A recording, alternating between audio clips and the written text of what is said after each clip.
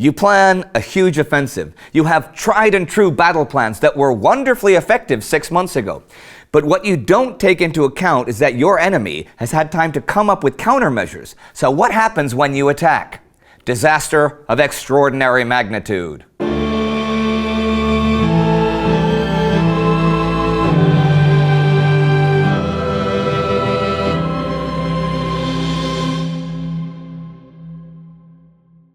I'm Indy Nidell. Welcome to the Great War. Last week, the Battle of Arras kicked off on the Western Front, and while the British, and especially the Canadians, had early successes, by the end of the week the offensive had stalled. The other battle fronts had been relatively quiet for once. But even though the Battle of Arras had stalled, it wasn't over.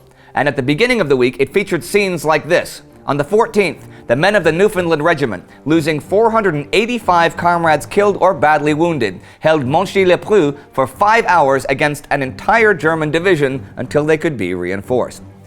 But 3 British generals did something pretty unprecedented and complained directly to British Commander-in-Chief Sir Douglas Haig about the mounting casualties.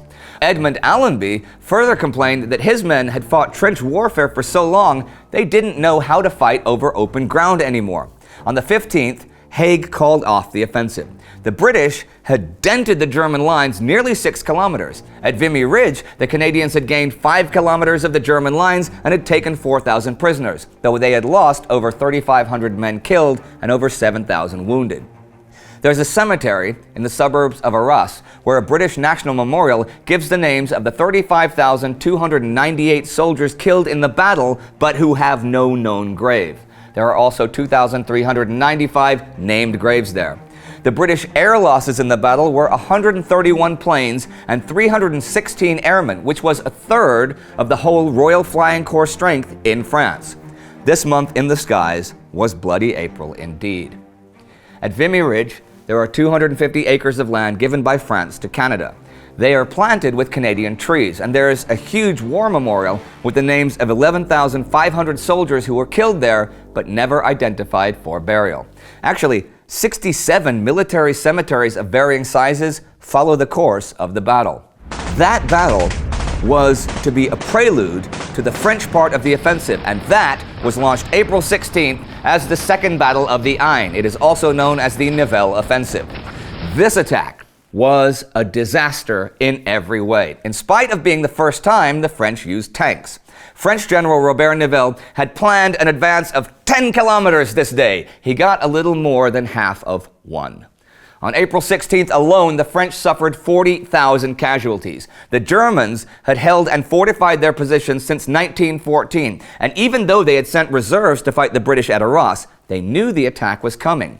Nivelle finally called off the attack for the time being on the 20th, an attack that he had promised repeatedly to call off within 48 hours if it wasn't a success, but the French casualties were staggering.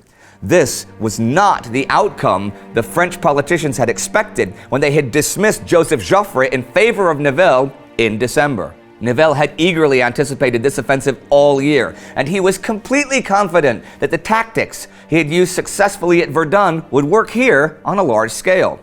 There, he had attacked on narrow fronts where the artillery had created a corridor for the infantry to push through. But here, he believed he had enough long-range heavy guns to do that on a wide front and let the 5th and 6th armies burst through. The artillery would be rushed forward to continue the corridor. The infantry would have to be moving quickly the entire time, bypassing and isolating German strongpoints that would be mopped up afterward. That infantry was not especially keen on this, though. In fact, the mood in general in the French army was deteriorating rapidly. Louis Barthas wrote of April 16th in his diary book Poilu, "They read out an order of the day from that mass murderer General Nivelle to inform his troops. The hour of sacrifice has arrived, and we must not think about leave." Reading this patriotic nonsense aroused no enthusiasm. On the contrary, it only demoralized the soldiers, who heard nothing but another terrible threat, an awful death in vain and useless sacrifice. One thing that was supposed to be important was the element of surprise, but thanks to Nivelle's lack of discretion, German General Max von Boehm had a pretty clear idea of what was happening. So when, at 6 a.m. on the 16th, the French attacked, supported by over 5,000 big guns on a front from Soissons to Rheims, his men were ready. As I said, the French were using tanks for the first time, 128 Schneider CA tanks to be specific. Thing is, they hadn't been integrated into French tactics, and they had a big flaw. The gas tanks were not heavily armored and were at the front of the machine. So a direct hit caused huge fires and sprays of burning gasoline.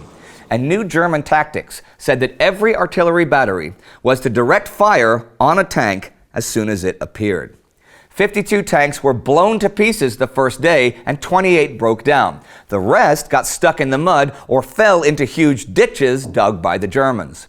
For the 5 days of the battle, the French suffered 96,000 casualties. They totally had the manpower advantage, 53 divisions numbering at least 1.2 million men total. 27 of those divisions were held in reserve as the massive maneuver to exploit a breakthrough.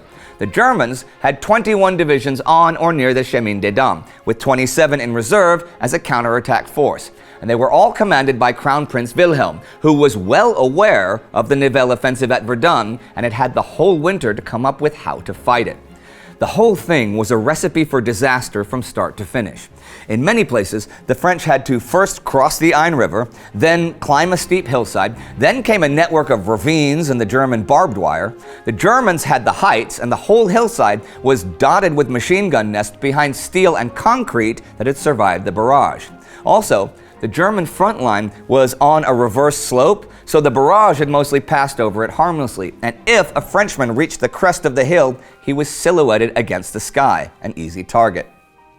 By midday of day one, the Germans were moving in their light artillery and the reserves. The French massive maneuver never had a chance to go into action. It was the Somme all over again, and when Nivelle called it off, he didn't really have a choice. The men at the front were breaking down, their morale and ammo dangerously low.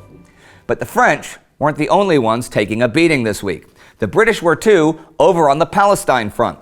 The First Battle of Gaza had been fought a few weeks ago and had resulted in a British defeat. But afterwards, Sir Archibald Murray, in command, had greatly exaggerated the Ottoman casualties in his overly optimistic dispatches. So British Prime Minister David Lloyd George had sanctioned another attack, and it came this week. The Second Battle of Gaza, ending the 19th, was also a disaster. Sir Charles Dobell, commanding in the field, had huge water difficulties, and water was always a major factor in battles in this region.